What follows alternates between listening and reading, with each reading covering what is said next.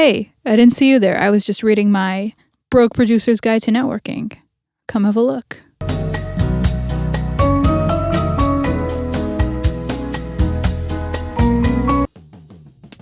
Welcome back, everyone, to episode 2 of the Safari Pedal Show. I'm Abby. I don't know if I should call myself like a host. That feels like a very, very serious word. But I'm your host, Abby. And this episode, we are talking the Broke Producer's Guide to Networking. I just want to put a little disclaimer here and edit this in that this episode is really near and dear to me personally because everything we're going to talk about pretty much led to me getting this job, getting the show in the first place. So for all of you new producers that are feeling a little bit lost in this very big and often I would say chaotic industry, I hope that this little thing could kind of get your wheels turning in your head.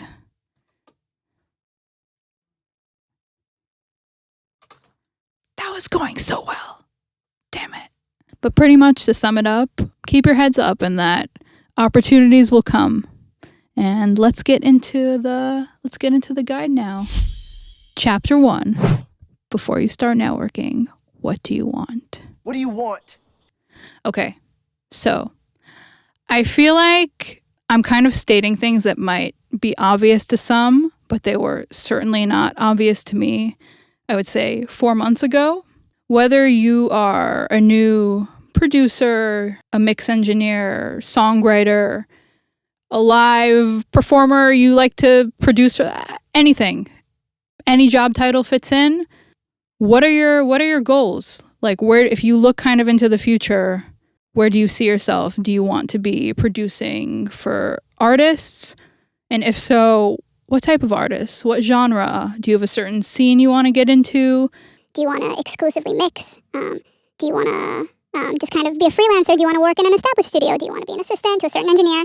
Basically, as you can hear, the list goes on and on forever.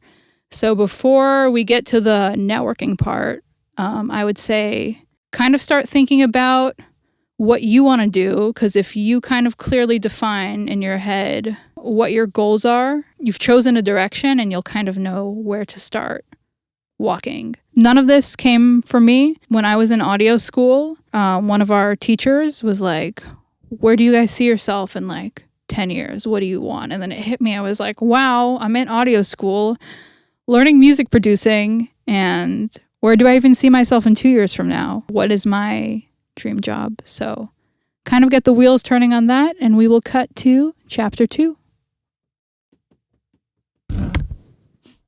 Chapter 2.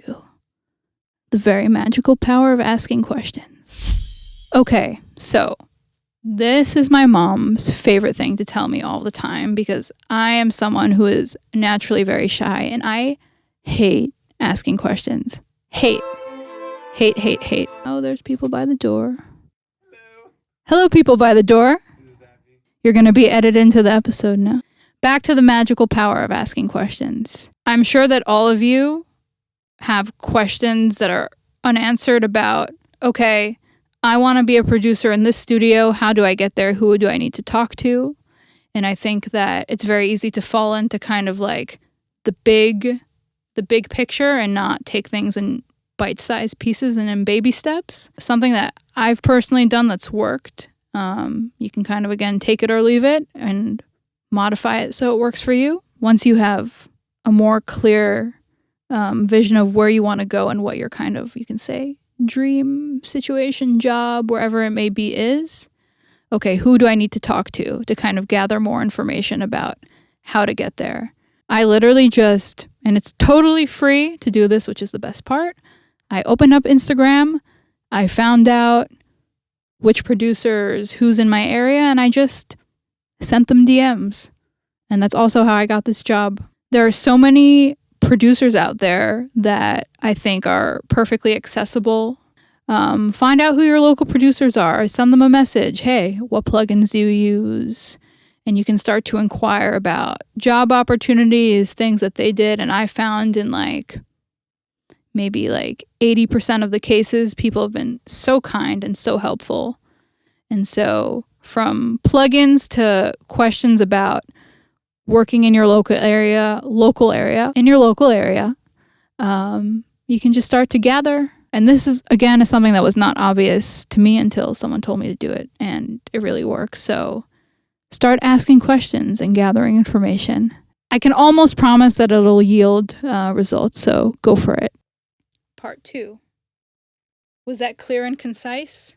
So, the final point that I want to make today, to gain experience and to figure things out a little bit more, you don't need to necessarily be talking to, working with, working for top tier or the most established producers or people in the field. There's so much value in just finding people that are kind of on the same wavelength and in the same place as you and figuring things out together. All the songs that I've produced that are out thus far have all been produced, co-produced, mixed with my friends who are also new in the field, just trying to figure things out. And we've learned so much and gained lots of production experience, contacts from one another. You can really figure things out together and make some awesome music. So I highly recommend doing so.